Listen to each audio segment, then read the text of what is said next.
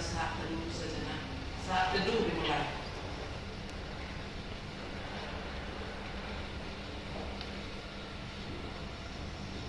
Amin. Di dalam nama Allah Bapa dan anaknya Tuhan Yesus Kristus dan nama Roh Kudus yang menciptakan langit dan bumi, kasih karunia dan damai sejahtera yang menyertai kita sekalian. Amin. Marilah kita berdoa. Ya Yesus Kristus Tuhan kami, hadapkanlah wajah-Mu, berilah kasih karunia dan kehidupan kepada kami. Amin. Kita angkat pujian, kita bernyanyi dari PKK nomor 10 ayat 1 dan 2.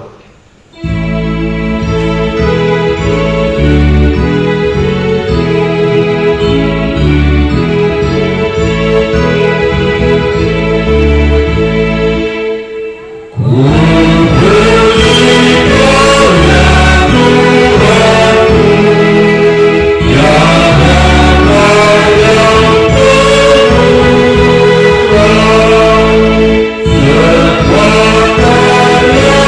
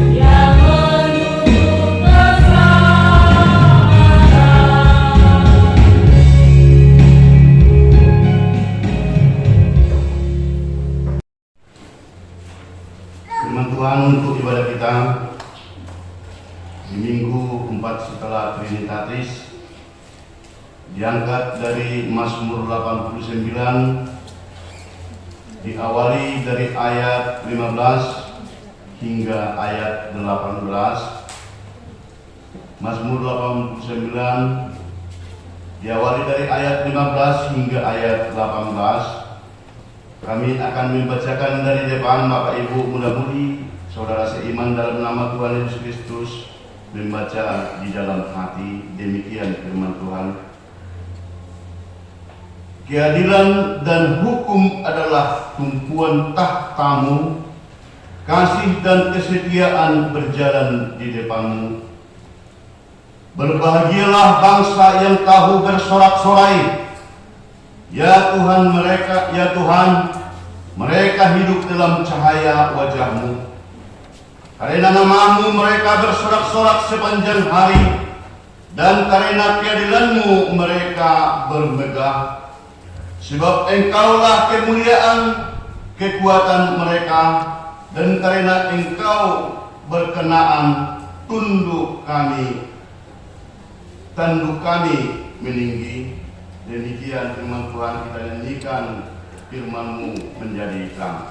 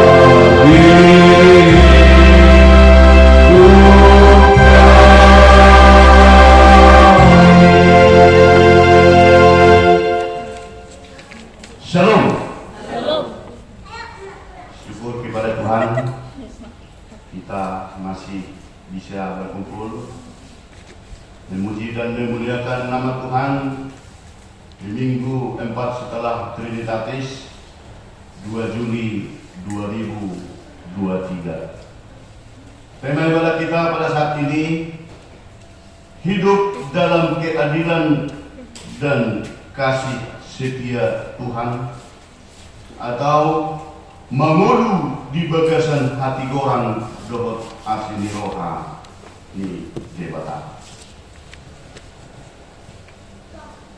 Bapak Ibu yang dikasihi oleh Tuhan, kami yakin dan kami percaya setiap orang pasti menginginkan dirinya bisa dihormati orang lain. Setiap orang pasti menginginkan bisa terkenal. Setiap orang pasti menginginkan, ingin dielu-elukan orang lain. Setiap orang pasti ingin disanjung, dan bahkan setiap orang pasti menginginkan bagaimana saya menjadi orang hebat.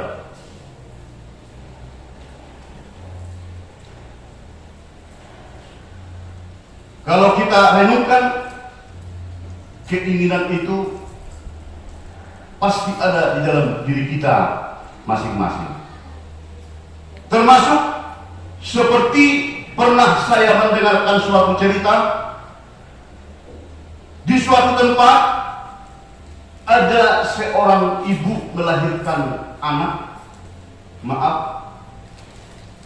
Anak yang dilahirkannya ini sama sekali mulai lahir sampai berumur di saat itu 12 tahun tidak bisa melihat. Mulai lahir sama sekali tidak bisa melihat. Setelah anak-anak ini berumur 12 tahun, ada suatu kegiatan rohani, perlombaan membaca Alkitab, perlombaan membuka dan membaca Alkitab secara cepat. Apa yang terjadi, saudara seiman? Anak yang buta ini ngotot. Anak yang buta ini sangat menginginkan bahwa dia harus mengikuti pertandingan yang dilaksanakan antar negara. Ada beberapa puluh orang yang mengikuti pertandingan itu dari beberapa negara. Ternyata di antara 19 orang yang mengikuti pertandingan tersebut semuanya bisa melihat, dan anak ini sendiri yang sama sekali buta atau tidak bisa melihat. Setelah tiba di tempat negara pelaksanaan pertandingan pembacaan Alkitab ini tadi, maka panitia menanyakan, "Dik, kenapa kok kamu harus ikut perlombaan membaca Alkitab ini? Teman-temanmu ada 19 orang yang sudah datang dari negara masing-masing, semua bisa melihat. Cuman kamu sendiri yang mempunyai Alkitab yang berbeda." Artinya yang berbeda ini tadi semuanya sama dengan Alkitab saya atau Alkitab Bapak Ibu dan muda-mudi yang ada di depan tempat duduk kita, tetapi khusus Alkitab anak yang tidak bisa melihat ini tadi adalah huruf timbul. Huruf timbul, Bapak Ibu. Apa kata panitia? Karena kamu tidak bisa melihat, pertandingan ini disaksikan oleh ribuan orang, bahkan hampir puluhan. Andaikan kamu nanti menang, andaikan kamu nanti bisa jadi juara satu, kamu tidak bisa melihat orang yang menonton kamu, orang yang melihat kamu. Andaikan kamu juara satu nantinya, kamu juga tidak bisa melihat berapa besar piala yang diberikan oleh panitia. Dan kamu juga tidak bisa memanfaatkan secara langsung hadiah yang akan diberikan andaikan kamu juara satu. Bapak Ibu yang dikasihi Tuhan, apa kira-kira motivasimu harus mengikuti pertandingan ini? Itu kata panitia terhadap anak yang tidak melihat ini.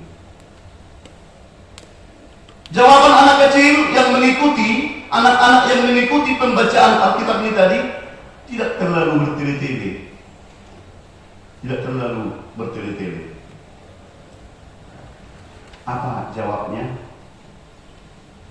Saya mau buktikan atas berkat Tuhan bahwa saya hebat.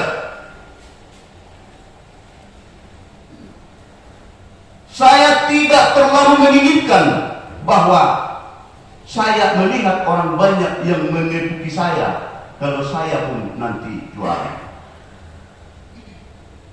Tetapi saya menginginkan bahwa orang bisa melihat saya kalaulah seperti yang panitia katakan, pertandingan ini diikuti oleh hampir puluhan ribu orang dari berbagai negara.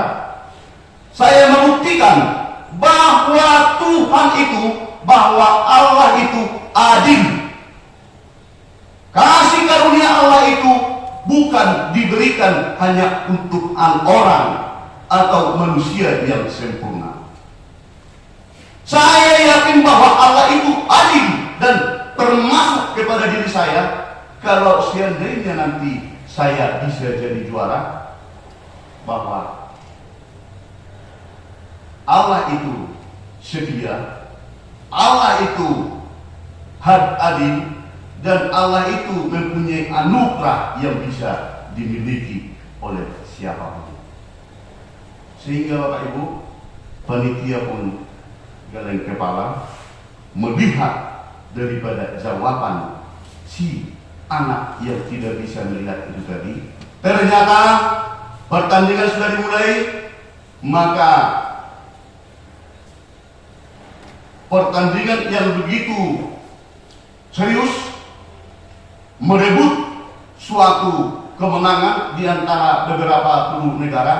Si anak yang buta tadi pun bisa memenangkan, membuka dan membaca Alkitab paling cepat. Dan itulah yang menjadi suatu contoh, merupakan suatu cerita yang bisa membangkitkan pemikiran kita Bapak Ibu, yang bisa menggugah hati kita.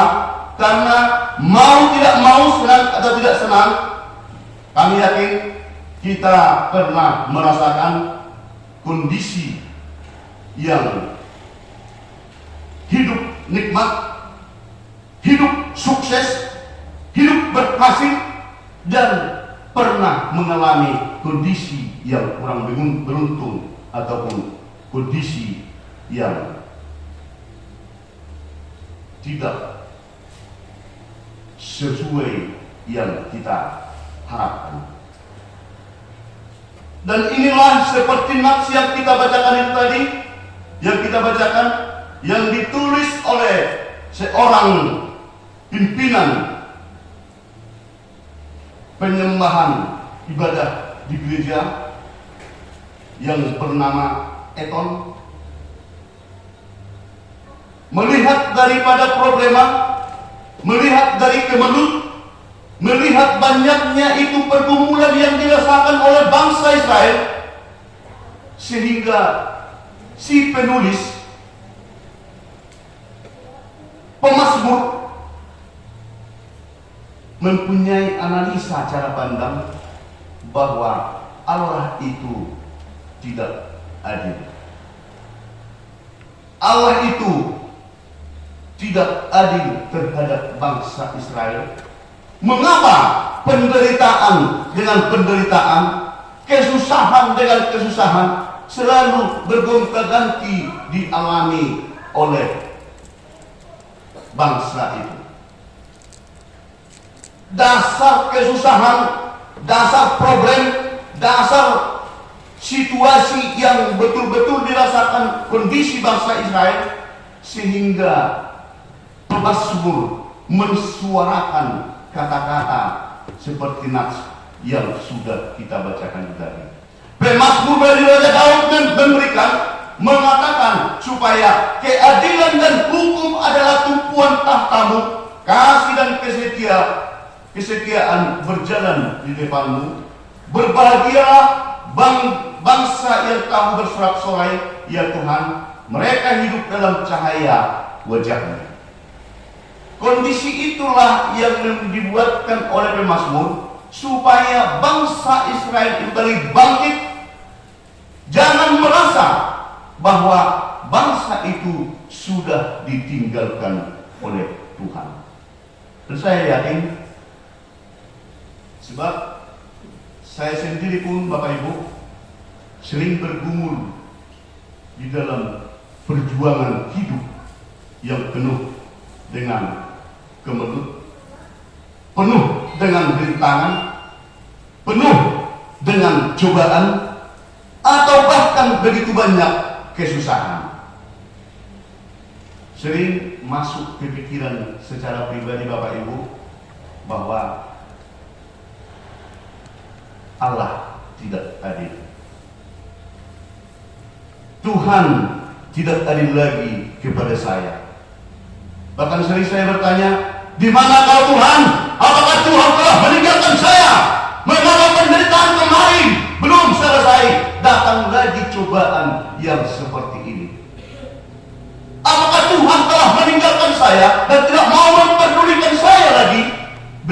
beratnya beban yang saya alami di dalam pertarungan hidup ini. Secara pribadi Bapak Ibu, saya juga pernah merasakan kondisi-kondisi yang dirasakan oleh bangsa-bangsa Israel. Dan mungkin tidak terlepas kondisi Bapak Ibu dengan muda-mudi. Saya yakin kalau kita mau berbicara jujur, di antara bapak-bapak pun dan ibu dengan muda-mudi, saya yakin pernah merasakan kondisi yang seperti itu. Kalau kita jujur, kita menuliskan, iya memang betul, tahun sekian saya seperti ini, tahun sekian lagi saya seperti ini. Saya merasa sudah sepertinya ditinggalkan Tuhan. Saya bahkan mengatakan bahwa Allah itu tidak hadir kepada saya. Saya betul-betul pernah mengatakan seperti itu. Bisa kita merenungkan Bapak Ibu yang dikasihi Tuhan. Maka pemazmur di dalam ibadat kita saat ini mengajak, menyampaikan dan memberikan suatu pengharapan yang konstan, memberikan arahan, memberikan motivasi, dan memberikan ajakan dengan serius, mengatakan, ayo, bahwa dengan benar Allah itu adil. Bagaimana keadilan Allah itu? Kasih karunia-Nya tetap setia diberikan kepada siapa yang percaya kepada Tuhan. Kalau tadi sebahagian melihat bahwa bangsa itu mengatakan mereka sudah ditinggalkan oleh Tuhan, kalau saya pernah mengatakan, kenapa kau tinggalkan saya Tuhan? Ternyata melalui pemazmur di khotbah kita saat ini, bahwa Allah itu tetap setia memberikan kasih karunia kepada kita, asal kita tetap mengikuti dan setia tetap mengatakan kami tetap berserah kepada. Saya teringat baru-baru ini Bapak Ibu, melalui komunikasi telepon dengan seorang hamba Tuhan terkait dengan kondisi-kondisi yang kita ketahui bersama-sama, memperjuangkan kenyamanan dan keamanan, memperjuangkan berkat Tuhan yang akan diberikan kepada kita melalui ibadah, melalui persekutuan, dan melalui rumah ibadah yang tempat kita memuji dan memuliakan Tuhan. Saya membayangkan sesuai dengan kata-kata seorang pelayan Tuhan ini, aman, saya juga menangis, saya juga merasakan seperti makan buah si malakama dengan kondisi yang dirasakan oleh orang-orang yang loyal, oleh orang-orang yang setia kepada Tuhan melalui tempat ibadah. Mengapa orang yang setia memuji dan memuliakan Tuhan bersama dengan nama gereja yang tetap betul-betul mereka cintai selalu diganggu?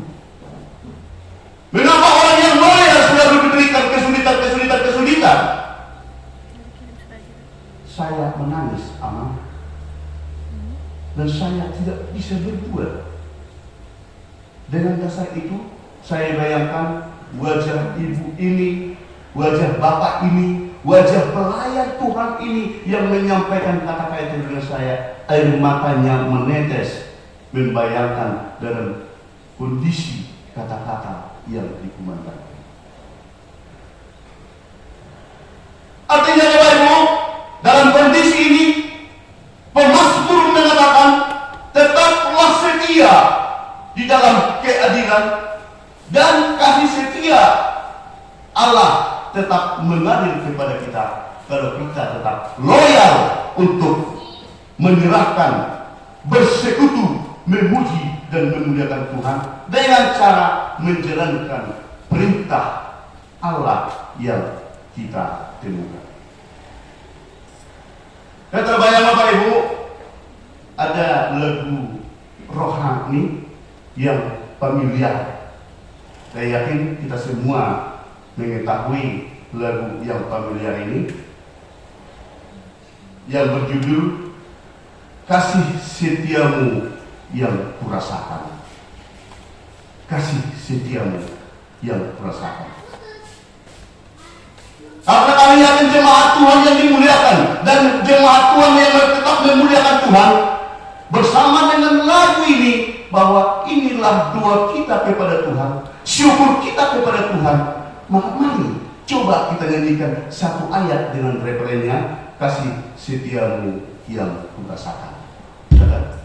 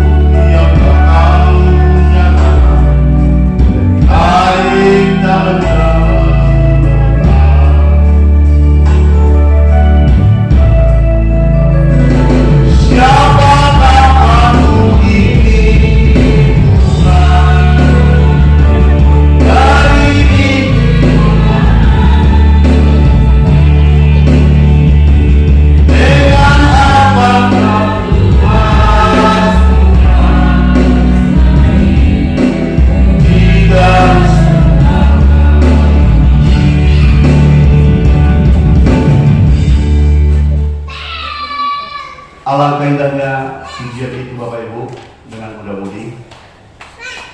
Dengan telah kita kumandangkan ini dengan penuh perasaan bersama dengan khotbah ini, apapun masalahmu, apapun kendalamu, apapun problemmu, apapun yang dialami di dalam begitu banyak pergumulan, sebelum atau sesudah kita selesai ibadah, biasanya ada itu dua berkat. Penggalan dari dua berkat selalu itu yang terpampang di pikiran dan hati kami. Dan kami yakin Bapak Ibu dan mudah-mudi juga akan mengingatkan. Kami yakin dua yang selalu dibawakan oleh pembawa firman atau dua penutup, kita harapkan menjadi milik kita. Kita harapkan menjadi kenyataan kepada kita, bukti nyata bahwa Allah hidup tetap adil dan setia, memberikan kasih karunia kepada kita. Di penggalan itu dikatakan bahwa wajah Allah bersinar, memancarkan wajahnya kepada kita. Wajah Allah selalu bertatapan dengan kita, dan kasih karunia Allah tetap ada bersama dengan kita. Kalaupun di dalam kehidupan ini ada keadilan yang kita lihat, sebahagian dan kebanyakan dipegang oleh orang-orang kaya, yang salah itu bisa dibenarkan, yang benar itu pun bisa disalahkan. Walaupun gereja pakai penerangan yang kecil, yang selalu dibuatkan orang di luar sana atau dibuatkan oleh oknum-oknum tertentu, membuatkan suatu pergumulan dengan seluruh jemaatnya yang terberkati, yang selalu berdamai di pakai penerangan. Yakinkan dirimu Bapak Ibu, yakinkan dirimu anak muda, yakinkan dirimu pemudi, bahwa keadilan Allah itu tetap seadil-adilnya. Tidak bisa dikatakan ada perbandingan dengan keadilan di dunia ini. Dan yakinlah bahwa keadilan Allah itu keadilan yang sebenar-benarnya, keadilan yang tidak ada tandingannya. Dan pastikan di dalam diri kita bahwa kasih setia Tuhan tetap menyertai kita. Yang menjadi pertanyaan, kalau kita yakinkan diri kita bahwa hidup dalam keadilan dan kasih setia Tuhan akan tetap menyertai kita, sudahkah bisa kita aplikasikan terhadap diri kita sendiri? Sudahkah bisa keadilan dan kasih itu kita aplikasikan terhadap keluarga, terhadap saudara seiman kita, dan terhadap seluruh ciptaan Allah yang ada kita kenal? Semoga kita tetap hidup di dalam kasih setia Allah. Tuhan Yesus memberkati. Kita nyanyikan firman-Mu, berkati.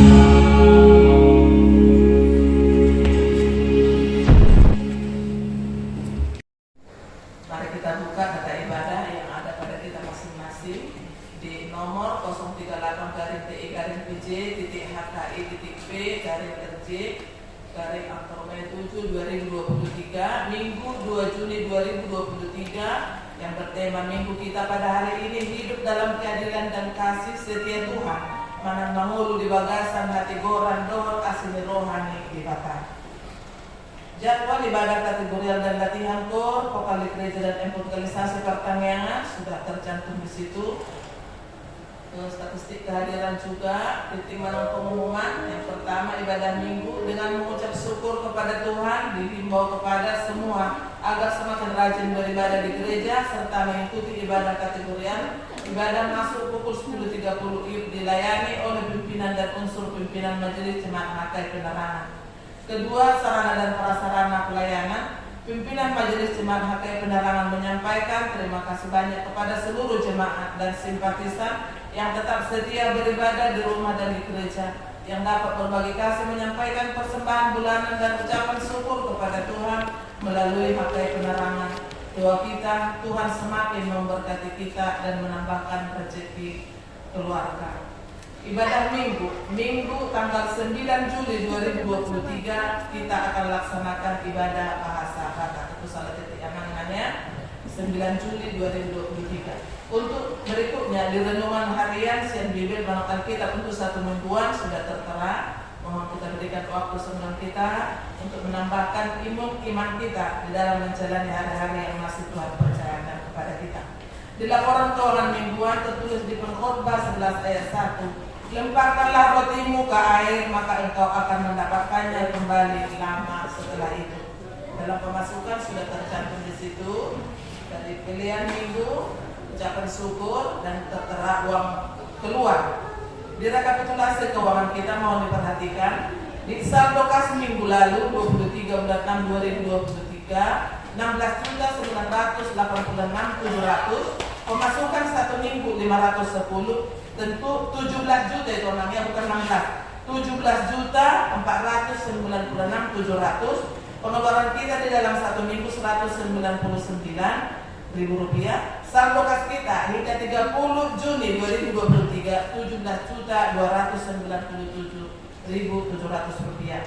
Pemasukan usaha harian masih tetap 1.100.000. Kas pembangunan saldo hingga tanggal 30 Juni 2023 12.105.500 rupiah. Di kolom yang terkurung warna hitam tetap di situ. Kita mau dana 2. Tahun pengembangan kreativitas pelayan dan pelayanan 2023 tertulis di 1 Timotius 6 ayat 11. Tetapi engkau hai manusia Allah, jauhilah semuanya itu, kejarlah keadilan, ibadah, kesetiaan, kasih, kesabaran, dan kelembutan.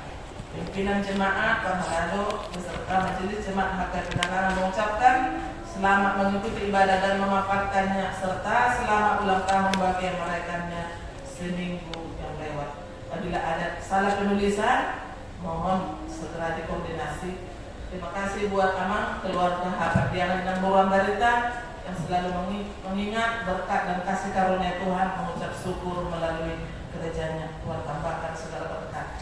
Salam buat kita. Kita akan satu dengan doa.